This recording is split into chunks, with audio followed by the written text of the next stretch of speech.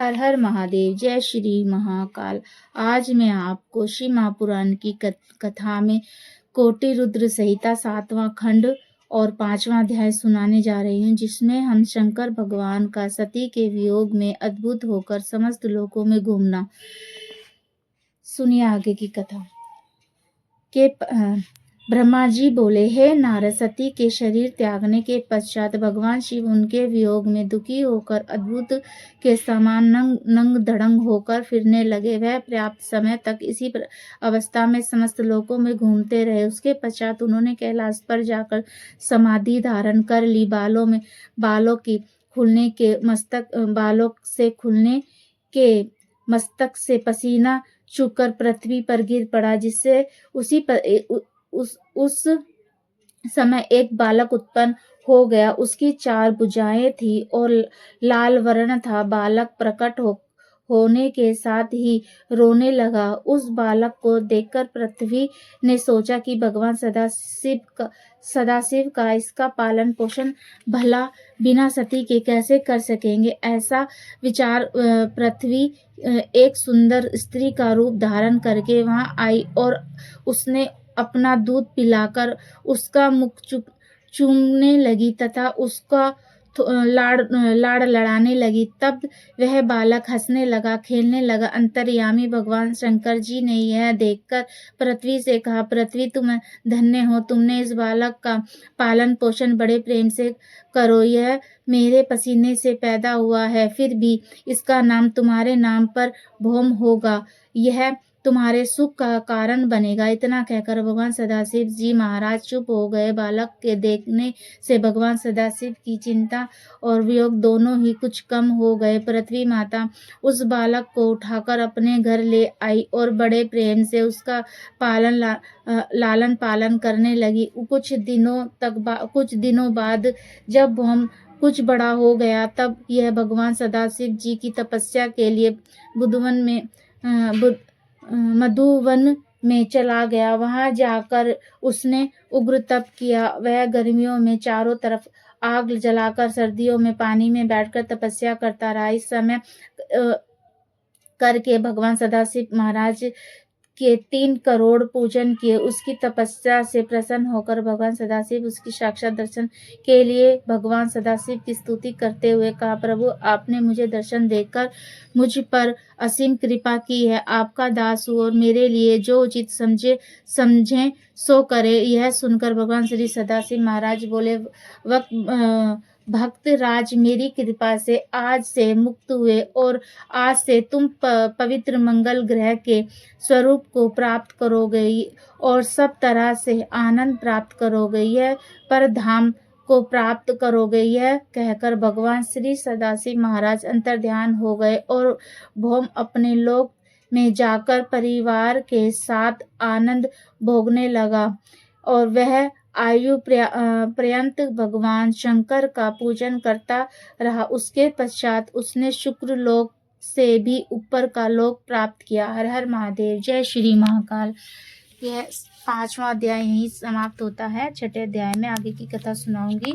हर हर महादेव। जय श्री महादेव। जय श्री महाकाल। आज मैं आपको शिव महापुराण की कथा में कोटि रुद्र संहिता 7वां खंड और 6ठा अध्याय सुनाने जा रही हूँ, जिसमें हम सुनेंगे हिमाचल की पत्नी मेनका का शिवजी से वरदान प्राप्त करना। हर हर महादेव। आगे की कथा सुनिए। श्री ब्रह्मा जी बोले, हे नारद, भगवान सदाशिव से वरदान प्राप्त करके हिमाचल की पत्नी मेनका प्रसन्नचित्त होकर लौटी। कुछ दिनों के पश्चात उसके यहाँ भगवती जगदम्बे के लिए दिए गए वरदान के अनुसार एक सहस्त्र पुत्र उत्पन्न हुए। उनके नाम मेनका तथा क्रोध आदि थे। उनके शरीर बड़े लंबे तथा बलवान थे। इन पुत्रों के जन्म पर हिमाचल नगर में बड़े भारी उत्सव मनाए गए। ब्राह्मणों को बहुत सा धन प्रदान कर दिया गया। उसके पश्चात महाराज हिमाचल का कार्य सिद्ध करने के लिए भगवती सती हिमाचल के हृदय में प्रविष्ट हो गई और तेज शुभ मुहूर्त में मेनका को दान प्रदान कर दिया। गर्भाधान के पश्चात मेनका का शरीर बड़ा ही तेजस्वी मालूम होने लगा। उसको देखकर हिमाचल की यह दशा हो गई कि वह बार-बार मेनका के पास आता तथा उससे पूछता था कि उसको किसी वस्तु की आवश्यकता तो नहीं है। मेनका लज्जित होकर कुछ उत्तर न देती। गर्भावस्था के संस्कारों को हिमाचल ने बड़ी धूमधाम के साथ मनाया। उस समय भगवान श्री विष्णु ने देवताओं सहित मेनका के गर्भ के पर प्रविष्ट होकर भवानी की स्तुति की। इसके पश्चात वह जाने पर 10वां मास आरंभ हुआ। तब पृथ्वी और आकाश में शुभ सुकून होने लगे। किसी को किसी प्रकार का दुख न रहा। अशुभ व छुप गए। नदियों में कमल के फूल खिलने लगे और तीनों प्रकार के वायु चलने लगी।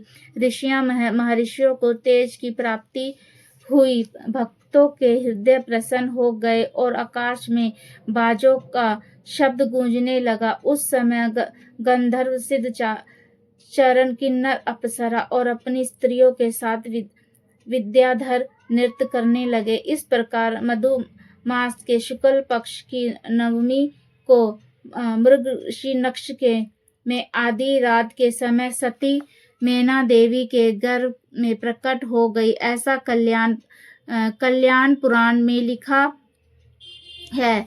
उस समय श्री विष्णु जी के साथ लेकर सारी सामग्रियों के साथ उस स्थान पर विधि प्रकार के बाजे बजने लगे। आकाश में पुष्प वर्षा होने लगी। लोगों ने अपनी वृद्धि के अनुसार सती शिवा की स्तुति की।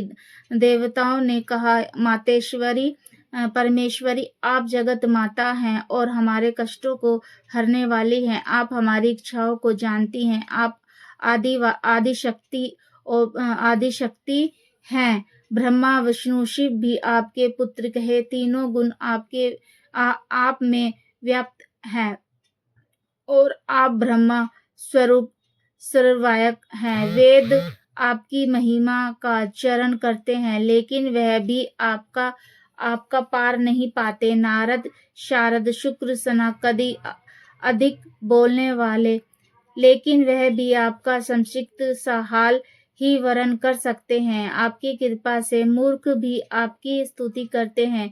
आप अपने भक्तों को मुक्ति प्रदान करती है और करोड़ों कलाओं को आप अपने काबू में किए हुए हैं। आप अहंकार में भ्रषण करने वाली हैं। आप ही वेद और आप ही वेदांत हैं। हर हर महादेव। जय श्री महाकाल।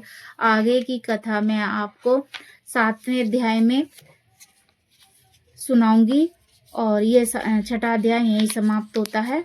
हर हर महादेव। जय श्री महाकाल। मेरी वीडियो पसंद आती है आपको श्री महापुराण की तो प्लीज़ लाइक कमेंट शेयर करें और कमेंट में हर हर महादेव लिखें और मेरे चैनल को जितना हो सके सब्सक्राइब करें और शेयर करें और जहाँ तक हो सके इस कथा को लोगों तक पहुँचाएं।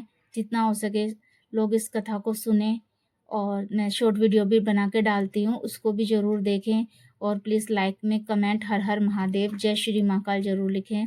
और आगे आपको कोई भी कथा सुननी है तो उसके लिए मुझे कमेंट में लिखें। हर हर महादेव। जय श्री महाकाल।